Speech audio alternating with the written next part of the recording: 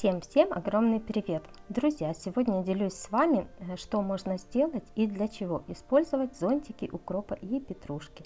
Уверена, что для тех, кто выращивает зелень сам, это видео будет актуальным.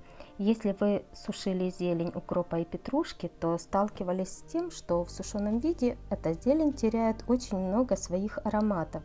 Поэтому многие хозяйки предпочитают в большинстве случаев замораживать.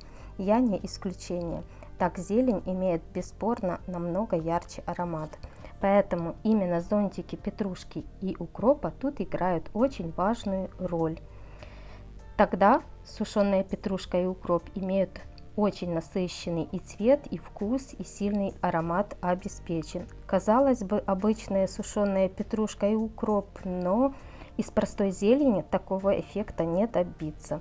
Летом часть прошлогодней петрушки я обязательно оставляю на семена, чтобы иметь свой посадочный материал, а часть использую вот для специй. С укропом точно так же. Нужны зонтики именно с недозревшими, еще зелеными семенами, именно недозревшие, так как спелые зонтики имеют уже совсем другой запах.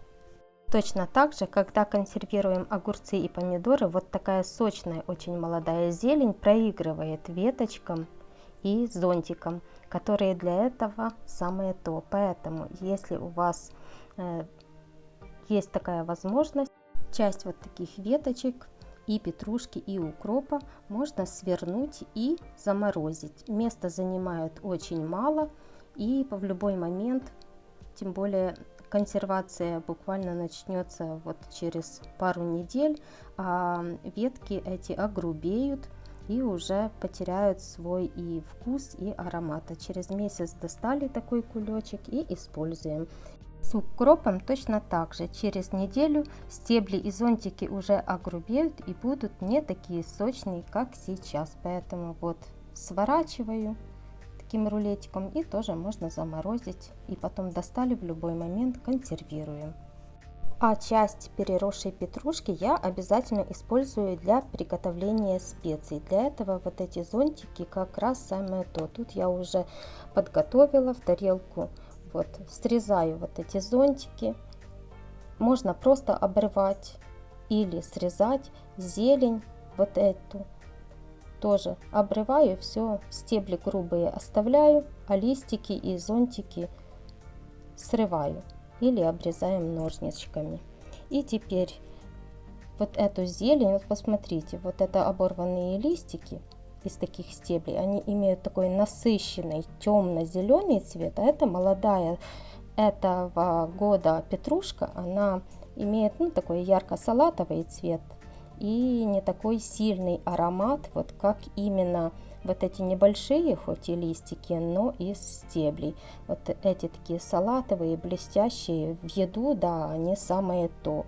А вот именно для сушки, то, конечно же, больше всего подходит именно такая зелень. Поэтому нарезаю и укладываю на поддоны, буду сушить в сушилку зонтики вместе с зеленью пополам где-то на поддон.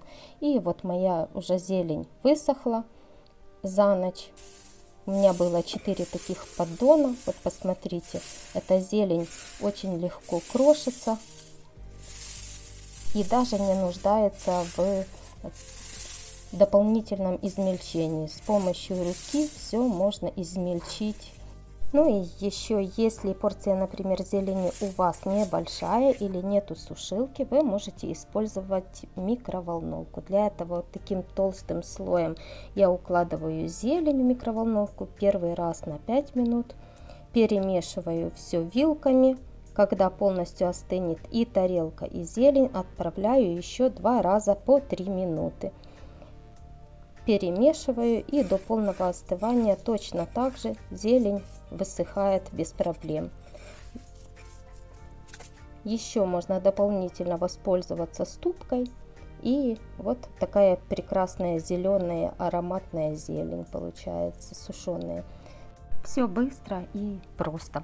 С укропом все точно так же. Зонтики срываю, срезаю зеленые семена ножничками и буду отправлять сушить. Но обязательно часть зелени обычной, зонтики в сторону, и получится у вас такая вот ароматная, очень насыщенная специя из укропа, которая имеет очень такой насыщенный, приятный, укропный и вкус, и аромат, друзья.